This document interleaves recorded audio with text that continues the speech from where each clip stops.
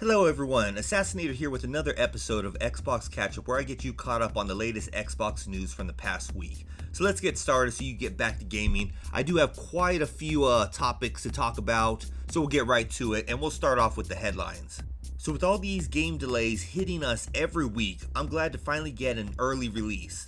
And the best part is, you don't even have to pre-order the game in order to get this early release. You do not have to buy a special edition to get this early release, and you do not have to buy it digitally to get this early release. And the game that I'm talking about is Gotham Knights, which will now be available 4 days earlier, making it release on October 21st. Now I think releasing on a Friday is much better than a Tuesday, so I'm really happy about this. The only thing I need to do is change my day off request. So during Gamescom, they put out more gameplay footage for this game, and it is actually looking better. I mean, it was never looking really bad, but it was a little rough around the edges, I would say, and I did hear a lot of people complaining about that. I'm not expecting some wow-looking, Gears of War-looking game, but at the same exact time, it doesn't really look like that much of a leap forward from Xbox One. But nonetheless, it looks fun. I like that universe, so I'm going to go ahead and pick that up on October 21st. Moving on to the news. The Ubisoft Plus logo has been found on the Xbox back end. This could mean that the subscription service might be launching on the console soon. Ubisoft has already stated that the service would be coming to Xbox in the future, so this should come as no surprise. The service currently costs in the US $14.99 per month for PC users. So at that price point, I don't believe it will be included into Game Pass Ultimate unless there becomes a higher tier service, maybe at $24.99. The question is, would you pay for a higher tier service of Game Pass? Let me know in the comments below. For those who know about EA Play, this is basically the same type of service. Currently it has games like Assassin's Creed Valhalla with all of its expansions, Far Cry 6 with all of its expansions, and will have Skull and Bones day one. So now that I look at it, it's looking like a step above EA Play since it brings you Ubisoft games day one, but it also costs more, and so that's probably why. We just had Gamescom and it wasn't announced there, so the next logical place that I see them being able to announce it would be Ubisoft Forward, which will take place on September 10th at noon, Pacific Standard Time. We also got an announcement that the Game Awards will be held this year on December 8th. The Game Awards usually have some big announcement for Xbox first party, and I would like to see, and I'm pretty sure we'll see some, if not all of these games there since they're releasing the first half of 2023. So we'll probably see something about Redfall, maybe get an update on the date that it's planning to release, Starfield, Minecraft Legends, and Forza Motorsports. Now I can't just pick one that I'm excited for because I would like to actually play all four of those right there. I mean, those are the heavy hitting games of the first half of next year that I know about. I got some bad news for Project Cars and Project Cars 2. They will be removed from the Xbox store very soon. Project Cars will be removed on October 3rd. Project Cars 2 will be removed on September 21st. They are being delisted due to the expiring car and track licenses. So grab these games as soon as you can if you want them as part of your digital collection. Now just a couple weeks ago I had announced that Multiversus had hit 10 million players. Well now, the number has doubled to 20 million in just the first month. This game seems to be going strong, and that's good because the great platform fighter was always locked to Nintendo systems until now. Moving on to Gamescom, they did have more than 35 games on stage, and I'm going to be talking about the release dates to start off with for the ones that I know about, and then obviously I'll talk about a couple other games that are going to be hitting the Xbox probably into 2023. But let's go ahead and start off with Disney Dreamlight Valley. It received a release date of September 6th. They will have a Founders Pack for $29.99, a Deluxe Edition for $49.99, and an Ultimate Edition for $69.99, or will be available free with your Game Pass subscription. And I'm pretty sure the free version is the Founders Pack, but don't know that exactly. Now, if you do purchase and play this before September 13th, you will also get a headband and animal companion, which are both shown on screen right now. I don't know if this will be available to Game Pass players that get the game with their subscription. The best I can describe this game is an Animal Crossing type of game where your goal is to clean up the kingdom and help Disney characters who have been infected with the Forgotten. I mean, I put a lot of hours into Animal Crossing before having to get rid of that because it was kind of taking over too much time in my life, and anyone who's been on this channel knows I've said it plenty of times, I don't have a lot of time to game, so it's one of those things that I kind of have to give up these games that don't really have an ending to them. The next game I'm talking about is Hogwarts Legacy, which did receive a release date of February 10th, 2023, and a collector's edition that will cost either $289.99 or $299.99, depending on if you're getting the Xbox One version or Xbox Series version. Will be released also. You can pre-order that now as long as it hasn't sold out. It will include a still game case, a life-size book with a floating wand, the Dark Arts DLC pack, which contains the Dark Arts cosmetic set, the mount, the Dark Arts battle arena. And you'll get it 72-hour early access to the game, which means you can start playing on February 7th. If you pre-order it, you'll also get the Kelpie robe and the Dark Arts hat. Now, I watched the gameplay and I'm still not sold on this game. I don't really see it being that fun if you're only using magic to fight. It kind of seems like it'll get repetitive after time, but there's still time for them to show me otherwise. Moving on to Sonic Frontiers, which arrives on November 8th. If you pre-order the game at Best Buy, you'll get a certain exclusive steelbook along with the Adventure's Treasure box. And then if you pre-order it at GameStop, you'll get a different exclusive steelbook along with the Adventure's Treasure box. This game does look a lot better than the UE4 free asset shop level that I had seen back when IGN did the IGN First or something like that. I'm still unsure how good this 3D Sonic game will be, but I still have hope for it. Hopefully this is a good Sonic game. I would like to see Sonic make a comeback.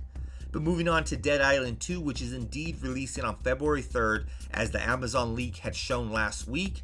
It does have an MSRP of $69.99. That's for the Day 1 edition, which is basically the standard edition. But there's also a $99.99 Hala edition up for pre-order, which contains a steelbook with physical disc, expansion DLC, a map of Venice Beach, tarot cards, pin badge, and some other DLC items. I do have to say that it is very gory, but it does look like a lot of fun. Before Gamescom, I had no hope for this game, but after seeing it and hearing what you can do in there, that there's multiple characters to choose from, ammo is rare, so you have to use other things as melee weapons, it kind of has me excited. It is now on my radar for a possible purchase next year. And then we got Callisto Protocol. It is looking like the horror game that I hoped it would be ever since it was announced. It actually is. It will be releasing on December 2nd with an MSRP of $69.99. It has things like 200,000 individual sounds that are meant to keep the players on the edge of their seats. Environmental hazards that you can use to take out enemies, or they can use basically to take out you. I mean, one of the big things is mutating enemies that grow stronger if you don't take them out before they change. If you are interested and haven't seen the new gameplay video, check it out. I'll leave a link in the description, along with all these other games that I'm talking about from Gamescom. I'm going to leave links to the videos in the description. They could be gameplay videos, which are most of them, but they could also just be announcement trailers for some of these too. There'll also be a collector's edition for, again, $239.99 or $249.99. Again, depending on if you're getting the Xbox One version or Xbox Series version. It will include a statue, collectible pins, steelbook, comic book, and DLC, which the DLC is basically the season pass and the retro prisoner skin. Now, I complained last week that it seemed like a lot of the collector's editions were just becoming DLC goodies. Well, the collector's edition from this week have shown up in full force with a grand price tag. I mean, none of these are cheap. I mean, I'm used to the collector's edition back in the day. I believe it was like $150 was kind of like a top tier, way out there. But now they're going up to like $250. Wow. The trailer for Dying Light 2's DLC expansion was also shown. It will be releasing on October 13th. It'll give you access to the Aristocrats pack shown in the image if you pre-order it. Obsidian Entertainment's smaller game. It's not a big budget game, but it's the Pentiment. Will be releasing on November 15th. It will have an MSRP if you don't have Game Pass. So if you have Game Pass, it will be included there day one, but the MSRP for this game is $19.99. The game basically lets you take the role of a journeyman artist who gets caught up in a series of scandals. It'll be a narrative-driven event that basically takes place during the medieval times. This game doesn't look like it's one for me, but I think I'll still give it a try. I mean, it's part of Game Pass, plus it's an indie game, and I find quite a few gems of indie games recently. We got a release date for Flight Simulator 40th Anniversary Edition, which is releasing on November 11th. This update will include helicopters and gliders. Hardship Shipbreaker will be available on consoles on September 20th. It has been on the PC for a bit, but it will be available for Xbox console players via Game Pass on September 20th. Then moving on to the announcements, they did announce Dune Awakening, which is an open world survivor MMO, which looks to just be releasing for the Xbox Series consoles. There's Liza P, which is a day one into Game Pass in 2023. It's a Souls-like fantasy game based on the classic Pinocchio story. And no, when I say classic, I'm not talking about the Disney version. You know, Disney took basically the writings of the original Pinocchio and they made it, you know, the happy story that everyone ends up seeing. Now, I never played a Souls-like game. I was tempted to buy Elden Ring, but I knew it would take too much of my time and I probably would never complete it, so I didn't even want to start it. But now that this game will be coming into Game Pass day one, I'm going to go ahead and check it out. It does look like a lot of fun. It does remind me a lot of Elden Ring. You're only able to select one character, so it's not your choice on who you want to go in with. But that's kind of good, especially for me and my first Souls-based game. So, going to be checking that out next year. Atlantis Falls will be releasing in 2023. Killer Clowns of Outer Space, the game, will be releasing in 2023, but they're going to be doing a PC beta so people can go ahead and test that out. Moving Out 2, which I really enjoyed the first game, and it looks like it'll be taking it to the next level. But what I'm really glad about is that you can play online with other Xbox players. That's a main feature that I feel a lot of these games that are multiplayer should actually have. You know, not just the couch co-op. I like to actually play now that I'm older. Family and friends are now older. We all got our different places. It's not easy to bring people together. But that'll be releasing in 2023, and that'll be a day one buy for me unless it goes into Game Pass like the first one. Then High on Life got a boss battle trailer, and the folks at Gamescom got some hands-on with the game. The boss battle trailer showed some crazy humor coming from the talking knife weapon. I heard from someone that I know at the event that this game is fun and absurd, but in a good way. The more I see of this game, the more I get hyped for it, and I can't wait to play it when it releases into Game Pass day one on December 13th. Then there is Minecraft Legends, which I was hoping would be another Minecraft dungeon since I really enjoyed playing that game with my wife and son. But this one will actually be an action strategy game.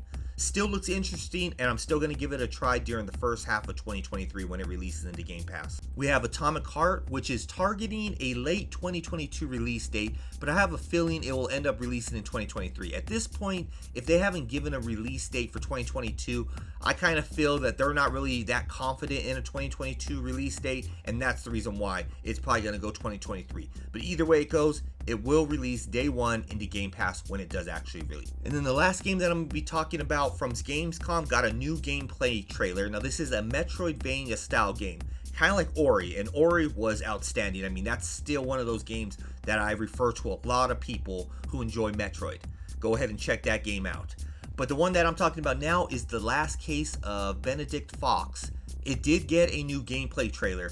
Now the game's art style and animations look amazing. This was actually one of the standout games to me during Xbox Bethesda showcase earlier this year, and as of right now, it is scheduled for a 2023 release. Really looking forward to that game. Man, so many great games coming out soon. Now, during Gamescom, but not quite at Gamescom, was a different showcase, and what I'm talking about is the Destiny2 showcase, where they actually showed the next expansion, and basically it has a release date of February 28, 2023. It's named Lightfall. It'll have new locations, new subclasses, new campaign and story, and a new collector's edition which has an MSRP of $249.99 if you want it with the game code, or $150 without. Only available at the Bungie store. I will have a link in the description of this video, so you go and check that out. Hopefully it's not sold out if that's something you're trying to get. It'll also have pre-order bonuses. I haven't really played Destiny in a pretty long time. I kind of fell off with it. You know, I like to play a game, complete the game, or have it very easy to go back to the game. Kind of like Halo. If I stop playing Halo multiplayer, I can go back and play. It's going to have a couple new weapons, but nothing's really changed. The story hasn't changed. I don't even go back for the campaign at that point, unless they have new campaign DLC. But I might end up giving this one a try. I'm going to have to really think about that. I got to see how many expansions I've missed, because I might need to get caught up before I actually get into this one. Now, as far as Game Pass announcements for the Xbox console, Nothing new to announce this week, but next week we should get a list of games that will be added into Game Pass the first half of September. So I'll make sure to include those details in next week's video. Now got some good news about the acquisition, the Activision Blizzard acquisition. Saudi Arabia's competition authority has approved the deal. So that's just one step closer. I know it's not anything big, but it is one step closer to this deal closing. Now that's it that I have for this week. Hope I got all of you up to date on the world of Xbox. Don't forget to hit that like button. Let's pass the amount of likes that I had last video. Also, let me know in the comments below. Do you actually enjoy these videos, or you click on it and then just immediately click off? Because at this point, somewhere between, I want to say 50 and 200 views, I'm kind of thinking that people aren't really interested in it. And if that's actually true, then I might just cancel this series and then move on to something different. Spend my time working on other content. So let me know in the comments below. But have a great rest of your weekend, and until next time, Assassinator out.